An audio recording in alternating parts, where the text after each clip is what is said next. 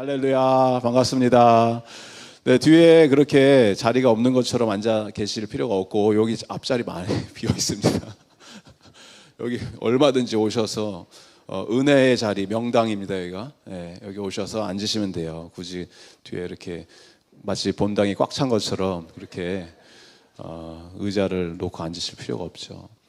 네, 오늘 또 새로 오신 분들, 처음 오신 분들 주님의 이름으로 환영하고 축복합니다. 잘 오셨습니다. 오늘 예배 드리는 가운데 주님이 크신 은혜와 우리 마음속에 하나님의 사랑을 경험하는 그런 시간 되기를 예수님의 이름으로 축복드립니다.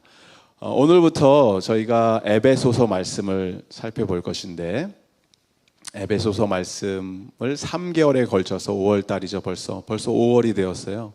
제가 멜번에 온 지 2월 달에 왔으니까 2월, 3, 4, 5월 벌써 시간이 이렇게 쏜살같이 가서 5월 가정의 달을 맞이하여 저희가 하나님의 말씀 에베소서를 강해로 한 3개월가량 살펴볼 것인데, 특별히 에베소서를 살피는 이유는 에베소서는 하나님의 교회가 어떠한 것인지 정확하게 말씀을 통해서 우리에게 보여주고 있고, 교회가 어떤 건지 궁금하다, 교회를 잘 모른다 나는, 그런 분들은 에베소서 이 강해를 통해서 교회가 이런 곳이구나, 하나님의 복음이 이런 것이구나, 은혜가 이런 것이구나를 깨닫는 그런 시간이 되었으면 좋겠고, 더 나아가서 교회뿐만이 아니라 에베소서를 통해서 하나님께서 우리 가정, 우리 직장 생활, 우리 삶의 터전, 예수 그리스도를 믿는 주님의 백성들이 어떻게 복음을 붙들고 세상 속에서 사는지 보여주는 그러한 서신서가 바로 에베소서라는 것입니다. 그래서 복음으로 살다라는 주제로 저희가 에베소서를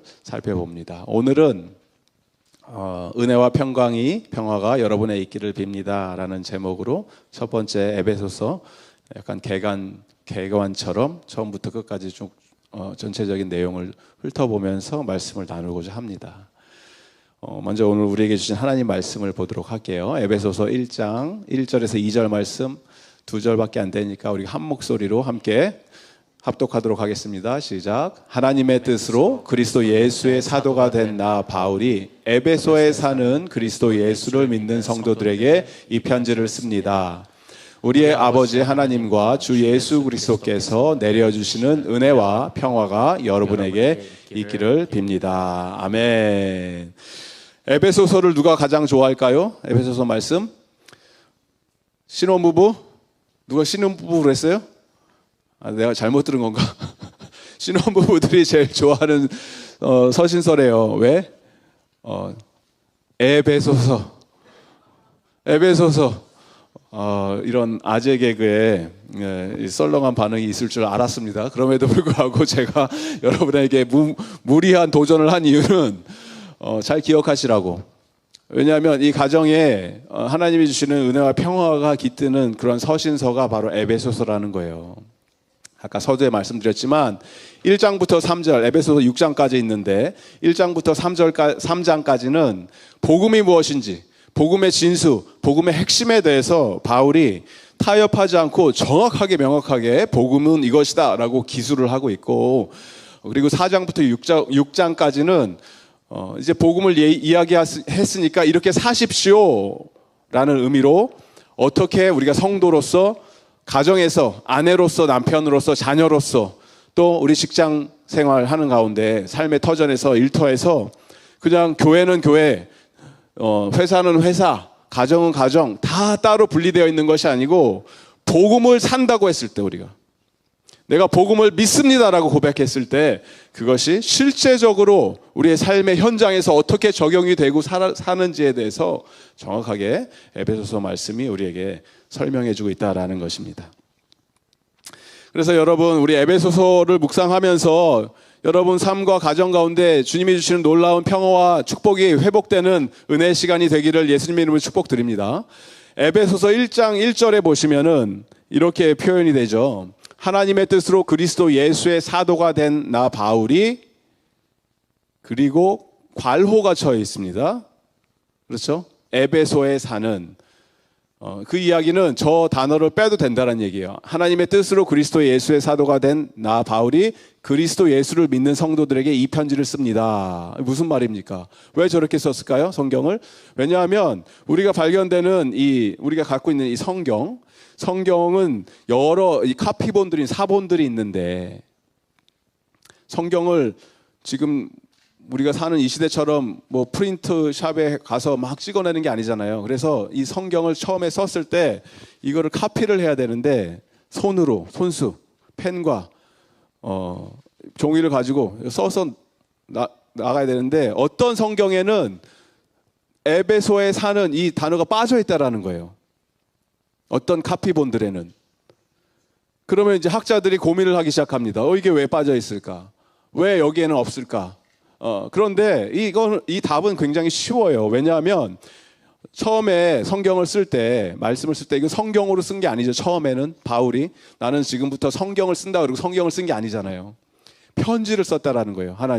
하나님을 믿는 백성들에게 하나님의 복음의 말씀을 온전히 전달하기 위해 편지를 썼는데, 이 편지라는 것이 지금처럼 종이와 펜이 흔해갖고 아무렇게나 아무 때나 이메일 보내듯이 보낼 수 있었던 것이 아니고, 한번 쓰면은 심사숙고해야 되고 정말 단어 하나하나를 잘 선택해서 써야 되고, 왜냐하면 잘못 쓰면 지울 수가 없잖아요.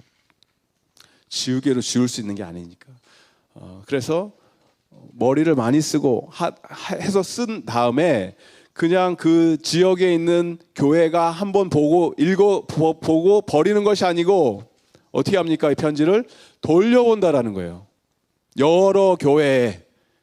그러니까 에베소에 있는 교회뿐만이 아니라 에베소 근처에 있는 여러 교회들이 있죠. 에베소 가까운 데 있는 교회가 골로새라는 교회도 있고, 또 계시록에 보면, 요한계시록 성경의 마지막에 있는 계시록에 보면은 에베소에 있는 교회뿐만이 아니라 그 7교회에게 편지를 씁니다. 요한이 그렇게 편지를 쓰잖아요. 에베소, 서머나, 두아디라, 라오디게아, 빌라델비아, 여러 교회들이 있잖아요. 그래서 이렇게 돌려왔다라는 거예요, 편지를. 그래서 어떤 학자들은 이제 추측을 하는 거예요. 그러면 이 단어, 이거를 에베소에 사는 성도들이 이 편지를 안 보고 옆 동네에 있는 골로새에 있는 성도라든가 라오디게아에 있는 성도들이 볼 때는 그 사람들 이름을 넣어서 쓰면 된다. 이렇게 생각을 한다라는 거예요. 추정을 한다라는 거예요, 학자들이. 예전에 발견된 많은 사본에는. 그런데 또 많은 성경에 발견된 사본 이외에 다른 또 내용들은 에베소에 사는 이렇게 기록이 돼 있다라는 거예요. 그대로 우리가 갖고 있는 성경처럼. 그러면 어디다 어떻게 보냈는가, 그것이 중요한 것이 아니고 누가 썼는가, 이거는 의심의 여지가 없이 누가 썼습니까? 바울이 썼다, 이렇게 얘기를 하고 있죠.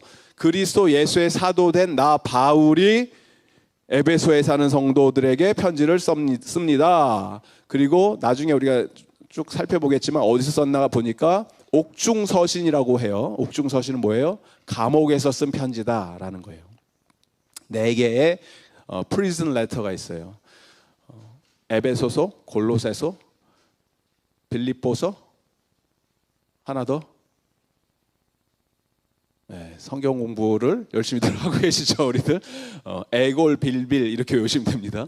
에베소서, 골로새서, 빌립보서, 빌레몬서 해서 4개를 감옥에서 바울이 갇혀 있는 상태에서 편지를 써서 성도들에게 보냈던 편지를 옥중서신이라고 하는데, 그 중에 하나가 바로 에베소서다라는 거예요. 바울 서신의 특징에 대해서 우리가 지금 보고 있는 거예요. 바울이 썼다라는 것을 그 누구도 부인할 수 없는 그 특징들이 몇 가지가 있는데, 그 중에 하나가 바울이 지금 오늘 고백하는 이 내용. 우리 아버지 하나님 주 예수 그리스도의 은혜와 평화를 빕니다. 이런 표현을 써요, 바울은. 2절에 나와 있죠. 2절에 보면 그 특징적으로 쓰는 바울의 표현이 항상 이 표현이라는 거예요. 우리 아버지 하나님 주 예수 그리스도께서 내려주시는 은혜와 평화가 여러분에게 있기를 빕니다 라는 이 표현은 에베소뿐만이 아니라 다른 모든 서신서의 대부분 바울이 쓴 편지는 다 있어요. 골로새서에서도 있고 고린도전서 후서에 다 있고 로마서에도 있고. 그럼 누가 썼다? 바울은 이렇게 편지를 쓴다, 시작한다. 그러한 내용이다라는 거예요. 여러분도 이메일을 쓰거나 할 때 여러분만이 쓰는 독특한 어떤 인사 방법이 있을 수 있잖아요. 마찬가지로 바울은 이렇게 표현을 많이 했다라는 거예요. 그래서 간절히 소원하기는 여러분, 여기 나오는 은혜와 평화가 여러분의 있기를 빕니다. 이게 그냥 좋은 인사 정도 하는 그런 내용들이 아니고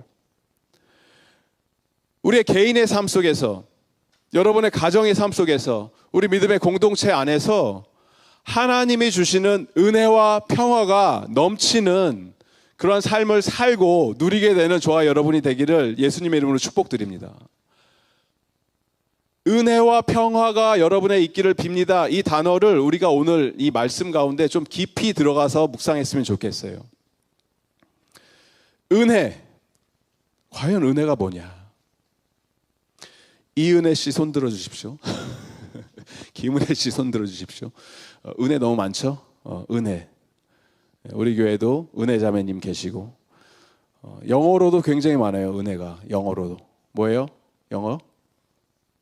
Grace. Grace라는 우리 여자아이 이름 많죠? Grace. 영어 이름으로 또 한국 이름으로 은혜. 너무나 아름답고 예쁜 이름이기 때문에. 그런데 우리가 이 뜻을 더 깊이 들어가면 정말 좋은 이름이다, 이렇게 생각할 수 있다라는 거예요. 그래서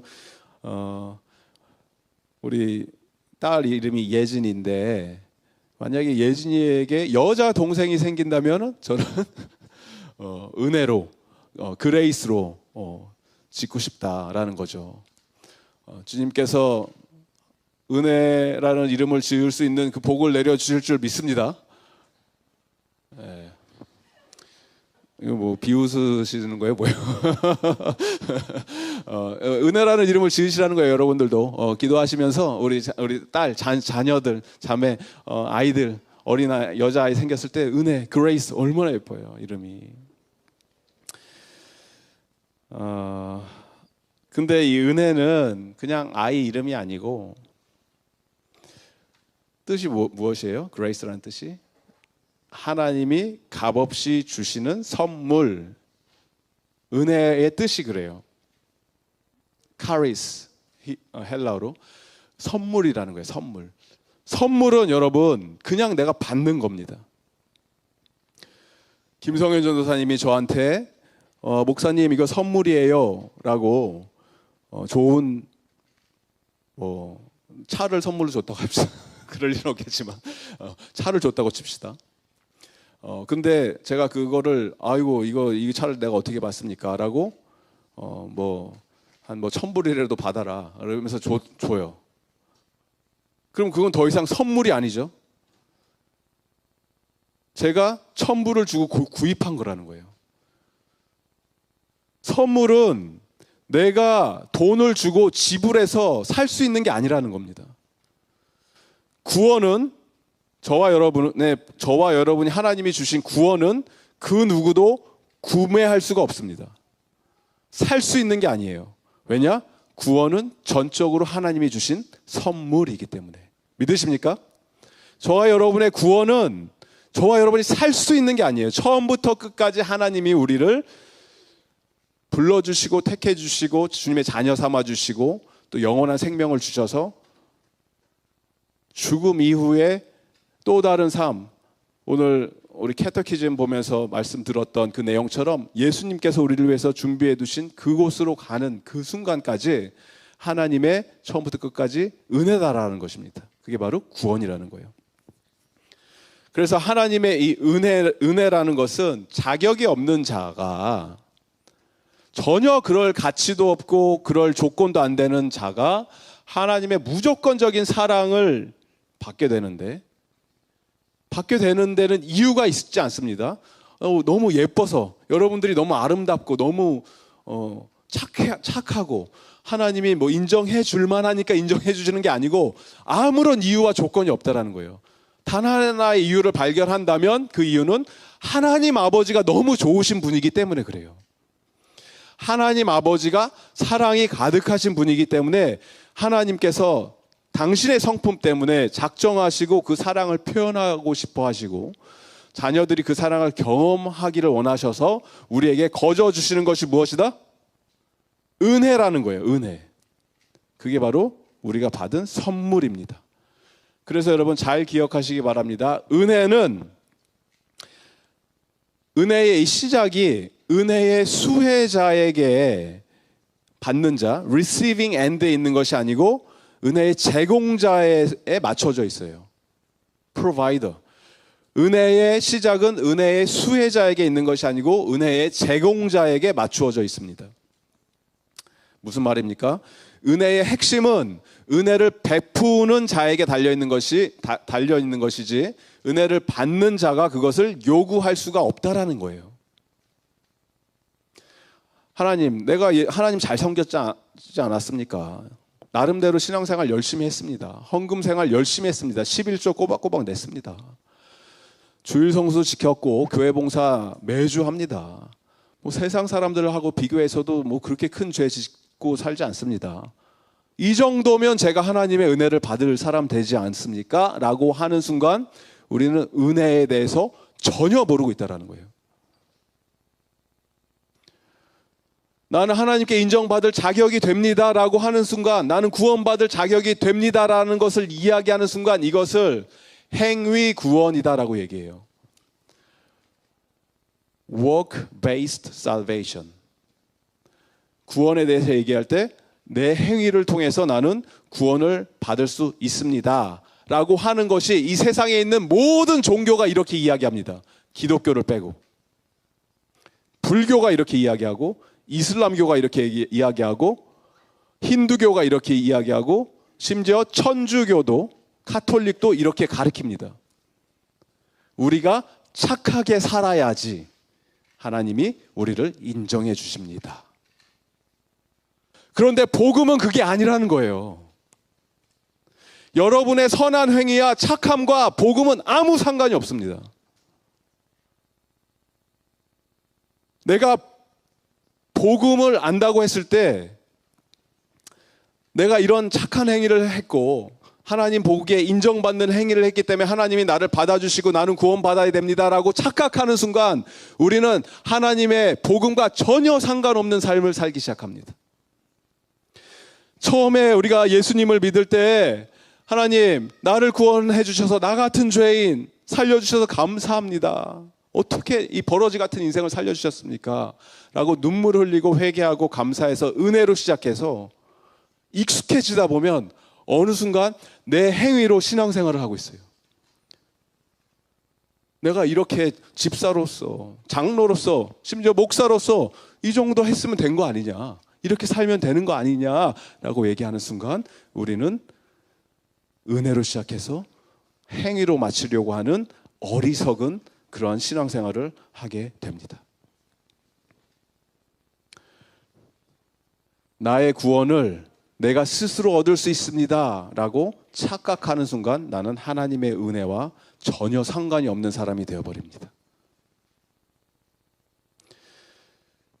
우리가 복음을 듣지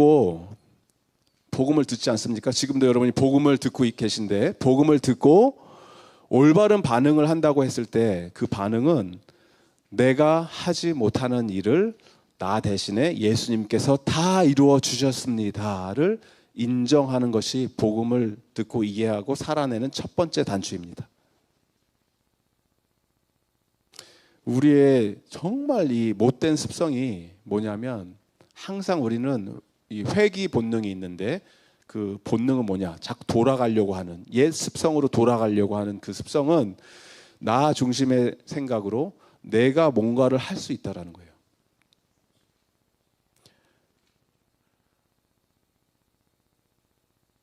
그게 아담과 이브가 처음에 선악과를 따 먹으면서 발생했던 인간 세상, 저와 여러분에게 들어왔던 죄의 뿌리와 시작 포인트는 내가 뭔가를 할 수 있다. 나도 하나님처럼 눈이 밝아져서 선과 악을 내가 결정할 수 있다. 이게 선악과거든요.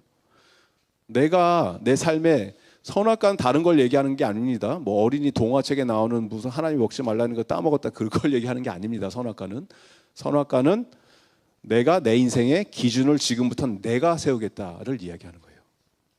나는 내 인생의 주인이다. 하나님 필요 없다. 내가 내 삶을 살아내겠다. 내 영혼의 주인은 나다. 내가 결정하고 내가 책임진다. 이게 죄의 시작이에요. 죄의 뿌리라는 거예요. 그래서 우리가 아무리 발버둥을 치고 어떻게든 나 스스로를 구원하려고 해도 안 되는 걸 너무 많이 경험하지 않았습니까? 안 되잖아요. 아무리 발버둥 쳐도 못 하잖아요. 그래서 좌절하고 절망해서 쓰러져 있을 때, 사탄은 우리를 정죄하고 죽이려고 할 때 예수님께서 당신의 살과 피를 쏟으시면서 찢으시면서 우리를 덮어주신 게 바로 복음이라는 거예요. 거기서부터 우리는 복음을 깨닫게 되고 살려고 노력을 하게 되고, 복음의 핵심을 이해했을 때 이러한 삶을 살려고 노력을 하는 사람들을 성경은 예수 제자다라고 얘기를 해요. 예수님의 제자. 여러분, 예수님의 제자이십니까? 맞으십니까? 우리가 예수님을 믿습니다라고 얘기하지만, 나는 예수님을 믿는데 예수님의 제자까지는 아니에요, 이런 건 존재하지 않습니다. 두 가지가 분리될 수가 없습니다. 예수님을 믿거나 예수님을 의지해서 따르는 제자가 되거나, 아니면 그냥 예수를 좋은 선생이나 좋은 어떤 종교적인 지도자로 그냥 성인 정도로 공자 수준, 소크라테스 수준으로 좋은 이야기 하던 사람, 그 정도로 받아들여서는 여러분은 예수님의 제자라고 얘기할 수 없고 그리스도인이라고 말할 수 없습니다. 그건 종교 생활 하는 것이지 예수님의 사람으로서, 하나님의 자녀로서 이 세상을 사는 것이 아니다라는 거예요. 예수님의 제자가 된다는 것은 여러분, 우리가 도덕적으로, 윤리적으로 또 완벽하게 신앙적으로 산다는 얘기가 아닙니다. 살 수도 없고, 여전히 우리는 부족하고, 여전히 때로는 넘어지고, 여전히 죄 짓고 살고. 목사인 저도 죄 많이 짓습니다, 여러분. 11계명을 잘 지켜서 여러분이 모르시는 것뿐이지, 11계명 뭐예요? 들키지 말라. 여러분이 모르시는 거지, 저도 죄인이에요. 안 들켜갖고 그럴싸하게 보이는 거지. 목사인 저도 그런데 여러분이야 안 봐도 비디오 아닙니까? 똑같죠. 여전히 부족한 자들이에요. 하지만 구원의 근거와 확신은 나로부터 시작되는 게 아니고 하나님으로부터 온 거기 때문에, 은혜는 거저 주신 선물이기 때문에, 선물은 thank you very much, 하나님 감사합니다, 받으면 된다라는 거예요. 그냥 받으면 된다라는 거예요. 선물을 받을 때, 아이고 내가 전도사님 내가 그거 어떻게 받습니까? 못 받습니다. 이거 못 받습니다. 그러면 그건 내게 아닌 거죠.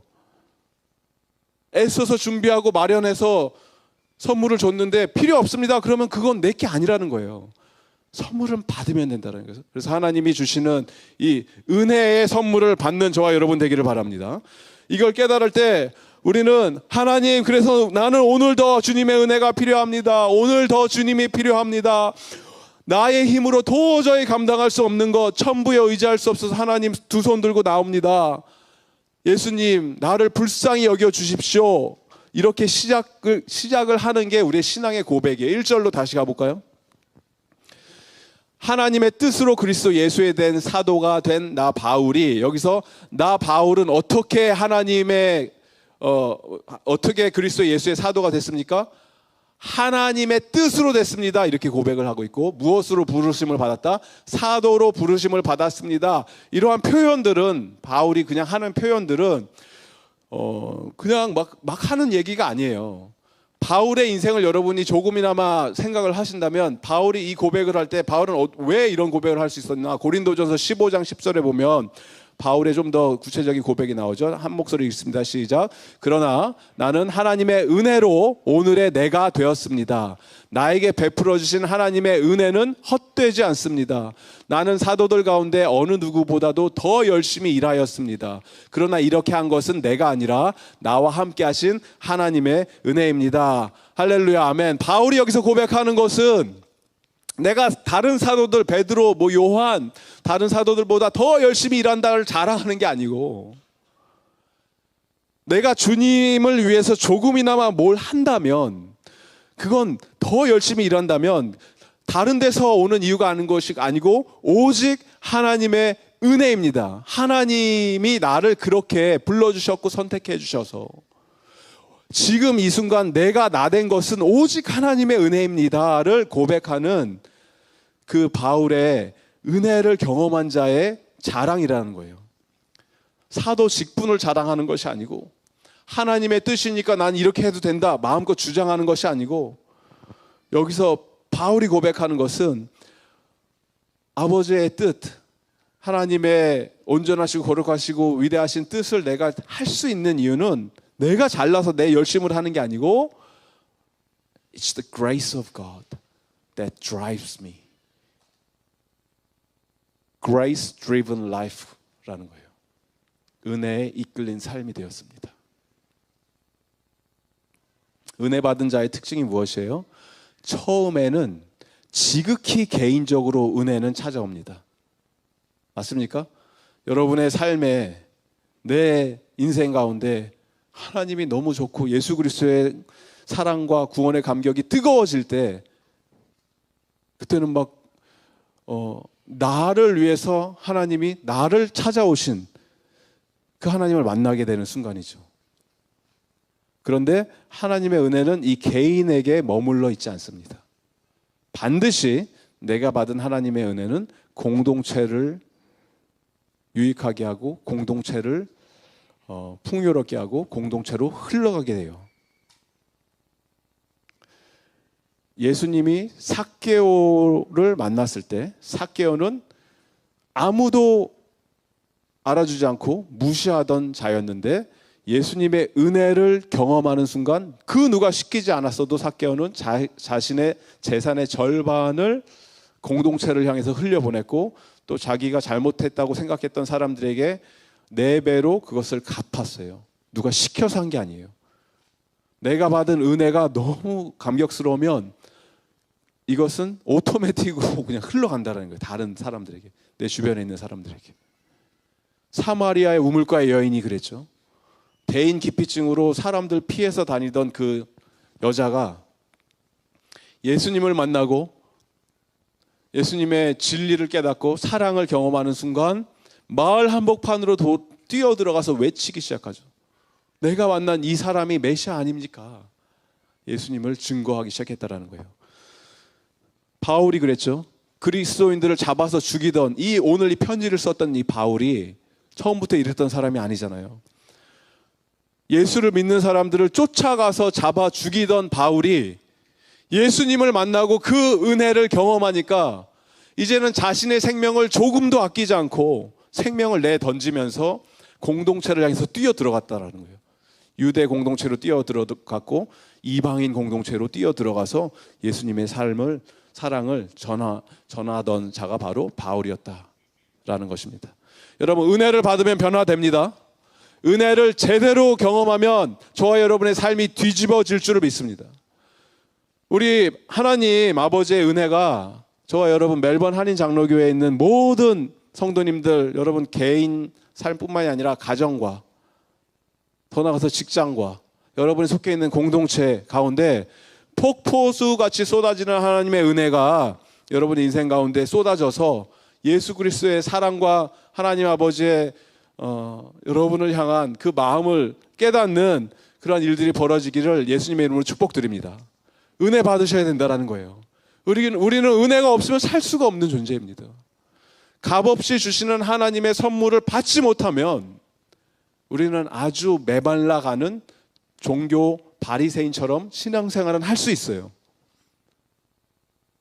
마른 짝대기처럼 아무런 간격도 없고 예수를 10년, 20년, 30년 죽을 때까지 믿는다고 입술로는 고백하지만 내 인생에 아무런 변화도 없고 하나님을 믿는 게 아무런 기쁨도 되지 않고 아무런 변화도 일어나지 않는 그런 종교인으로 얼마든지 가면을 쓰고 교회에 다닐 수 있습니다.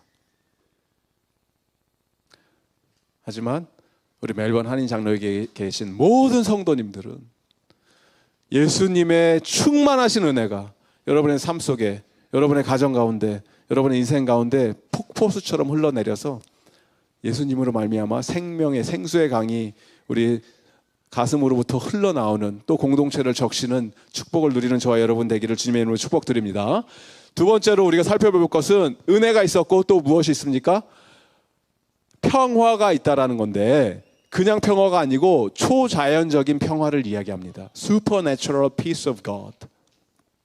2절에, 오늘 다시 2절에 가보면, 하나님 우리 아버지와 주 예수 그리스도로부터 은혜와 평강이 너희에게 있을지어다. 이렇게 바울이 에베소에 있는 성도들을 격려하고 축복을 하고 있는데, 여기 바울은 어떤 사람의 평화, 사람들이 원하는 그런 피스를 원하는 게 아니고 하나님이 주시는 평화를 얘기하고 있는데, 예수 그리스도가 우리에게 약속해 주신 평화를 이야기하고 있는데, 예수님이 무슨 약속을 해주셨습니까? 요한복음 14장 27절에 이렇게 예수님이 말씀하셨어요. 평안을 너희에게 끼치노니 곧 나의 평안을 너희에게 주노라. 내가 너희에게 주는 것은 세상이 주는 것과 같지 않다. 너희는 마음에 근심하지 말고 두려워하지 말라. 예수님이 제자들에게 본인이, 당신이 주시는 평화에 대해서 이야기하는 거예요. 그래서 여기서 말하는 평화는, 구약에서는 평화를 뭐라고 합니까?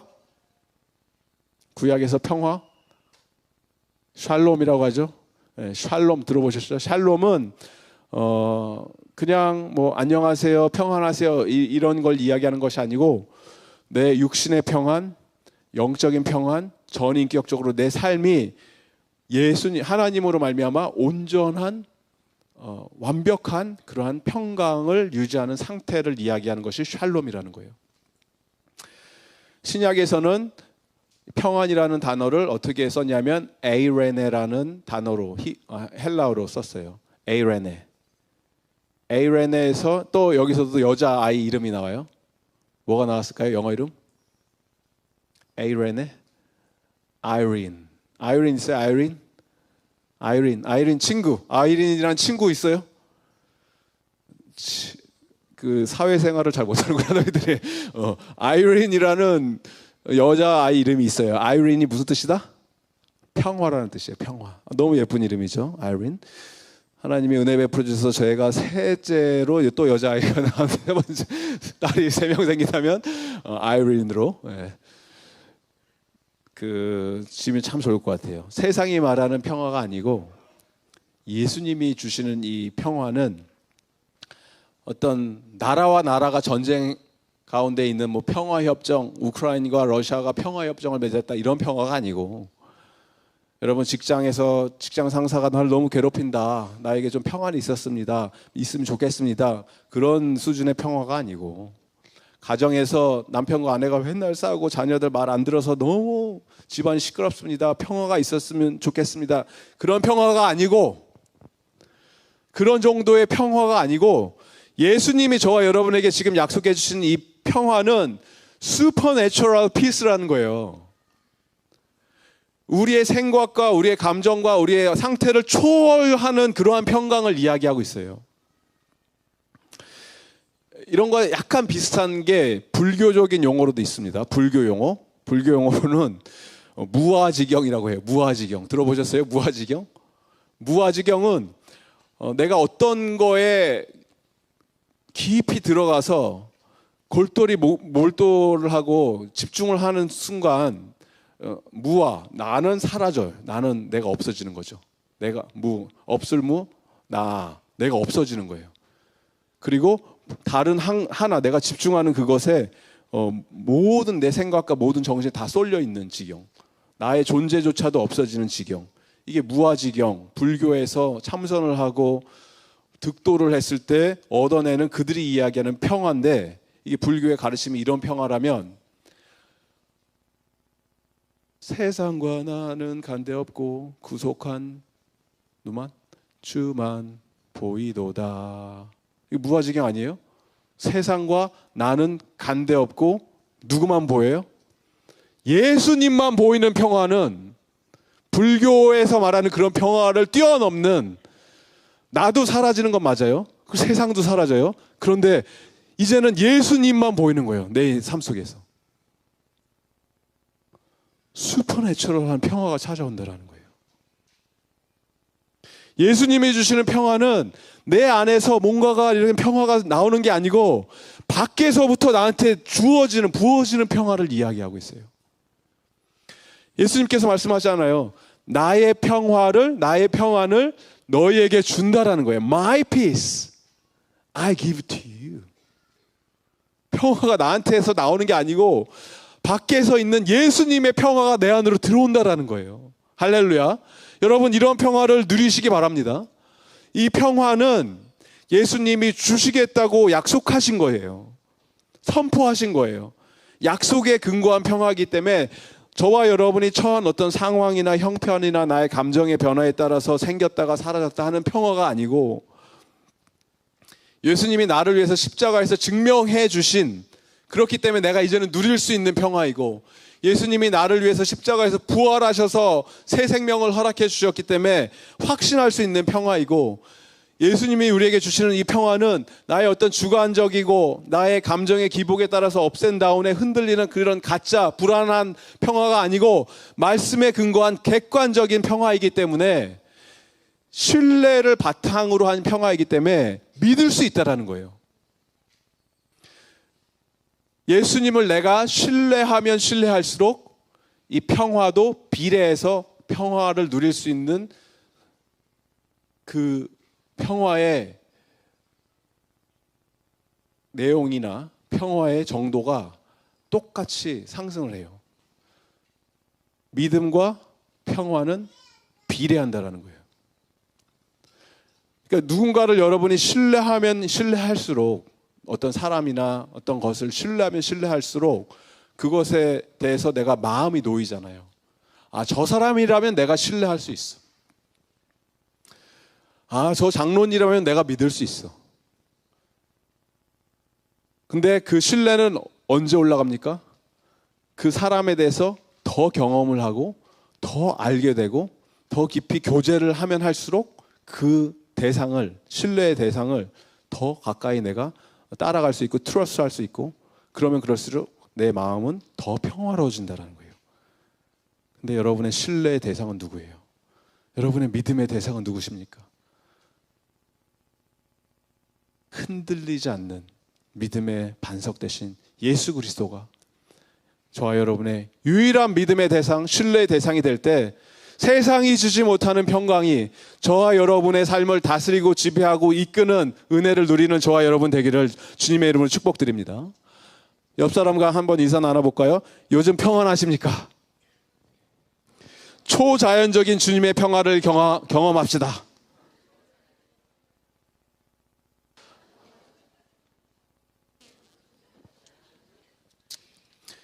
예, 옆에 계신 분들을 여러분 그렇게 믿음이 안 간다 하더라도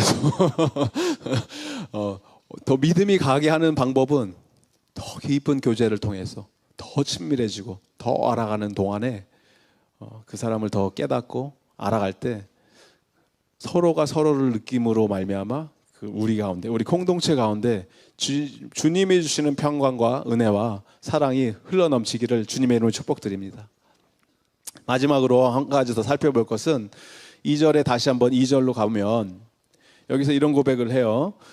하나님 우리 아버지와 주 예수 그리스도로부터 은혜와 평강이 너희에게 있을지어다. 여기서 은혜와 축복이 바울이 빌고 있는 이 가운데, 여기서 여러분 바울이 편지를 받아보는 이 성도들에게 전혀 막 생소하고 새로운 그런 인사를 하는 게 아닙니다.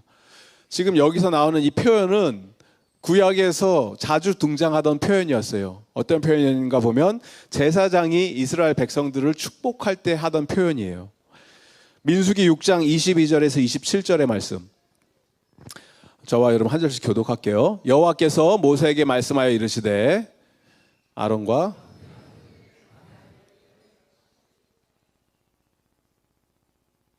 어떻게 축복한다? 24절 여호와는 내게 복을 주시고 너를 지키시기를 원하며 25절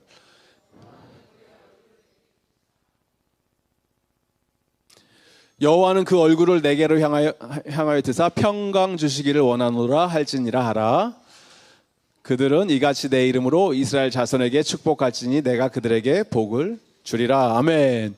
모세가 아론의 자손들에게 제사장으로서 이제는 당신네들이 제사장의 역할로서 이스라엘 백성들 축복해 주셔야 됩니다. 축복할 때 저렇게 축복을 해 주십시오. 제사장이니까 하나님의 평강과 또 축복을, 은혜를 이스라엘 백성들에게 부어 주십시오 라고 했을 때 이거는 누구만 할 수 있다? 제사장만 할 수 있는 축복 기도였다라는 거예요. 대제사장이니까, 제사장들이니까 이스라엘 백성들에게 굉장히 제한적이고 한시적인 축복이었다라는 거죠. 축복을 받는 대상도 이스라엘 자손이었다라는 거예요. 그런데 바울은 이 축복을 어떻게 바꾸고 있습니까? 예수 그리스도에 안에 있는 자들에게 2절에 다시 가시니까 예수를 따르는 믿음의 공동체는 이제는 아버지를, 하나님을 뭐라고 불러요? 뭐라고 불러요? 우리의 아버지라는 거예요. 우리 아버지. 우리 아버지. 그리고 예수 그리스도로부터 제사장들이 이스라엘 백성들에게 할 수 있었던 이 축복을 이제는 믿음의 공동체, 교회가 서로가 서로를 위해서 은혜와 평강을 빕니다 라고 함께 축복을 할 수 있게 되었음을 여러분 믿으시기 바랍니다. 우리 예배 마치고 나면 축도 하잖아요. 축도. 제가 축복기도 하잖아요. 축도. 이게 마치 제사장이 이스라엘 백성들을 하는 것처럼 뭐 축복하는 그런 내용이 아닙니다. 저와 여러분, 우리가 이제는 서로가 서로를 위해서 성도들이 하나님 아버지의 은혜와 평강을 서로가 함께 축복할 수 있게 되었다라는 것입니다. 우리 옆 사람 다시 한번 축복할까요? 하나님 우리 아버지의 은혜와 예수 그리스도의 평화를 빕니다. 할렐루야. 얼마나 좋습니까? 여러분이 지금 대제사장적인 축복을 서로가 서로를 위해서 했다라는 거예요. 왜? 예수 그리스도 안에 있기 때문에 이제 이것이 우리에게 가능해졌다라는 것입니다. 말씀을 정리를 하도록 하겠습니다. 우리가, 저와 여러분, 지금까지 이 자리까지 인도해 주신 것 모두 다 하나님 아버지의 은혜임을 고백합니다. 은혜라는 거예요. 여러분이 여기 앉아 계신 것도 은혜이고, 내가 예수를 알게 되고 믿게 되고 예수를 따르는 것도 은혜이고, 때로는 은혜의 자리로부터 달아나려고 하고 멀어지려고 하고 도망쳐서 요나 선지자처럼 멀리 다시스로 가는 배를 타고 도망치려고 할 때도 풍랑을 보내시고 물고기에 잡아먹히게 하시는 것도 은혜임을 믿으시기 바랍니다. 하나님은 여러분은 절대로 포기하지 않으십니다. 놓지 않으십니다. 너무 사랑하기 때문에. 은혜는 이런저런 모습으로 우리가 깨닫지 못할 때도 고난이라는 것을 통해서, 아픔이라는 것을 통해서, 고통이라는 걸 통해서 변장된 축복으로 은혜가 우리한테 다가올 때도 있어요. 하나님의 은혜는 지금도 멈추지 않습니다. 여러분을 향한 그 하나님 아버지의 은혜를 받아 누리시고, 무엇보다 예수 그리스도의 평강을, 하나님이 우리에게 주신 평화를 받으시기 바랍니다. 밖에서부터 부어주신, 어떻게 보면 지금 내 상황에서, 내 형편 가운데 내가 어떻게 평화를 누릴 수 있습니까? 저렇게 속 썩이는 남편이 있고 아내가 있고 말 안 듣는 애들이 있는데 내가 어떻게 지금 평화를 누립니까? 지금 사업이 너무 힘들고 경제적으로 너무 쪼달리고 힘든데 내가 무슨 평화를 누릴 수 있습니까? 병이 들어서 내 몸이 죽어가고 있고 힘든데, 아픈데 내가 어떻게 지금 평화를 누립니까? 그때 예수님 말씀하십니다. 14장, 요한복음 14장. 예수님은 나의 평안을 너에게 주는데, 너에게 주는 것은 세상이 주는 것과 같지 않다. 경제 문제가 해결된다고 평강 찾아오는 거 아니고, 육신의 질병이 낫는다고 평화가 찾아오는 거 아니다. 마음에 근심하지 말고 두려워하지 말고 내가 너희의 하나님 됨을 바라봐라. 내가 할 일을 경험하라. 나로 온전히 만족함을 누리는 인생을 살기를 원한다. 그 예수 그리스도를 우리 마음에 모시고 예수님이 주시는 평화를 누리는 저와 여러분 되기를 예수님의 이름으로 축복드립니다.